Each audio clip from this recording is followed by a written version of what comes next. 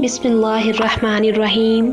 मेरे मुअज़्ज़ज़ सामईन, मैं आपको इकरा इस्लामिक स्टोरीज़ में खुशामदीद कहती हूँ। मैं उम्मीद करती हूँ कि आप लोग ईमान और सेहत की बेहतरीन हालत में होंगे और अपनी अपनी ज़िंदगियों में ज़्यादा से ज़्यादा नेक अमाल करने में मशगूल होंगे।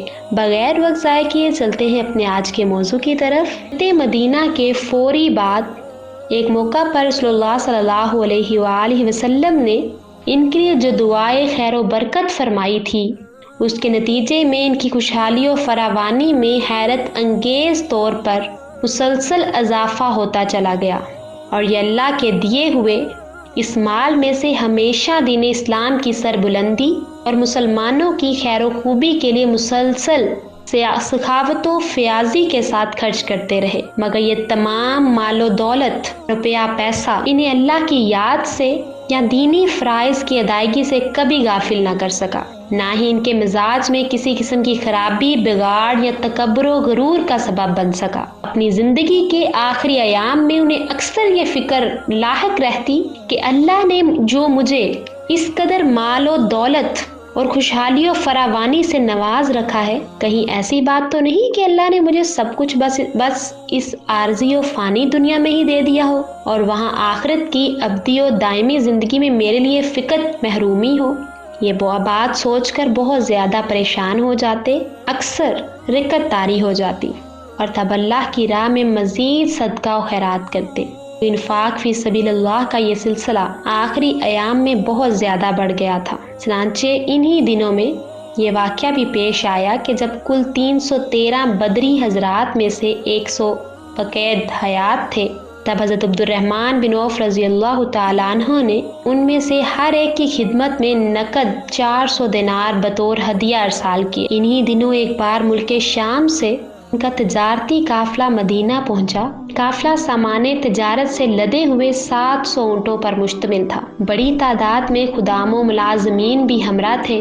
मालो असबाब से लदे हुए ये 700 ऊँट और उनके चिल्लाने और हंकाने वाले और दीगर मुलाजमीन जब मदीना पहुंचे और वहाँ मुख्तलिफ गलियों और मोहल्लों से गुजरते हुए जब ये सब आगे बढ़ रहे थे, तो इनकी नकलो हरकत और शोरो गुल की वजह से अजब सबां बन गया।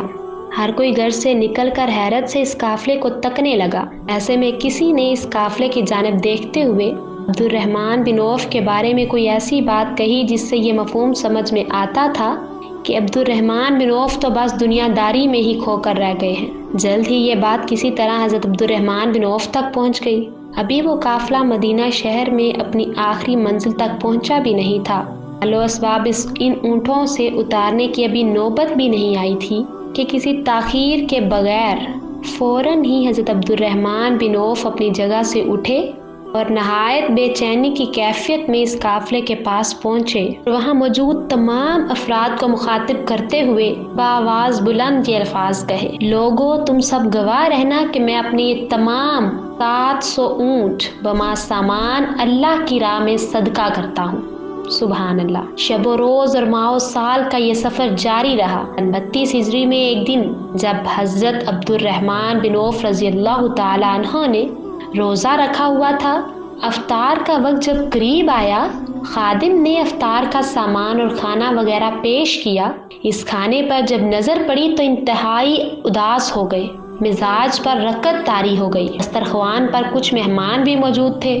उन्होंने जब इनकी ये अचानक अफसरदगी और परेशानी देखी तो इस चीज़ की वजह दरियाफ्त की। तब अब्दुर्रहमान बिन औफ रज़ी अल्लाह तआला अन्हु की आंखों से आंसू छलकने लगे और गोया हुए, मुसअब बिन उमैर तो मुझसे बहुत अच्छे थे, अल्लाह के यहाँ उनका मुकाम व मर्तबा मुझसे ज़्यादा था, लेकिन इसके बावजूद कैफियत ये हुई कि आज से तकरीबन 3 साल कबल उहद के मैदान में रसूलुल्लाह सल्लल्लाहु अलैहि वसल्लम की मय्यत में तब हम उन्हें कफन पहना रहे थे, तब कैफियत ये थी कि हम उनका सर डांपते तो पाँव जाहिर हो जाते, पाँव डांपने की कोशिश करते तो सर और चेहरा जाहिर हो जाता।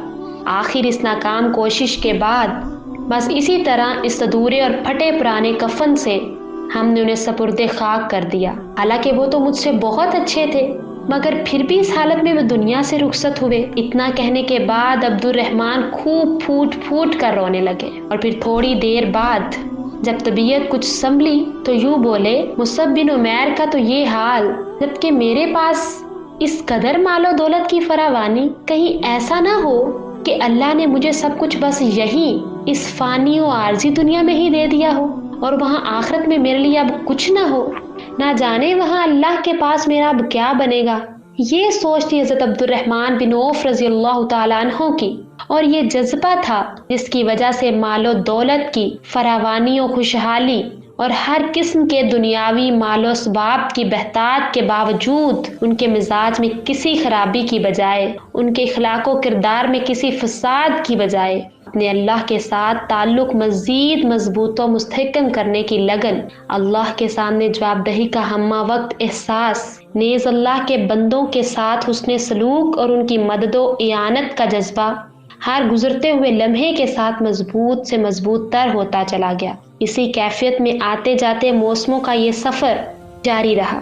آخر سن 32 ہجری میں 76 سال کی عمر میں مدینہ منورہ میں ان کا انتقال ہو گیا۔ خلیفہ امیر المومنین حضرت عثمان بن عفان رضی اللہ تعالیٰ عنہ، حضرت علی بن ابی طالب رضی اللہ تعالیٰ عنہ، حضرت سعد بن ابی وقاص رضی اللہ تعالیٰ عنہ اور دیگر متعدد کبار صحابہ رضوان اللہ علیہم اجمعین نے مل کر تجہیز و تکفین کے فرائض انجام دیے۔ نماز جنازہ ان کی وصیت کے مطابق خلیفہ وقت حضرت عثمان بن عفان رضی اللہ تعالیٰ عنہ نے پڑھائی اور پھر مدینہ منورہ کے قبرستان بقیع میں انہیں سپرد خاک کر دیا گیا۔ یوں رسول اللہ صلی اللہ علیہ وآلہ وسلم کے یہ انتہائی عظیم المرتبت اور جلیل القدر صحابی حضرت عبد الرحمن بن عوف رضی اللہ تعالیٰ عنہ اپنے اللہ سے جا ملے۔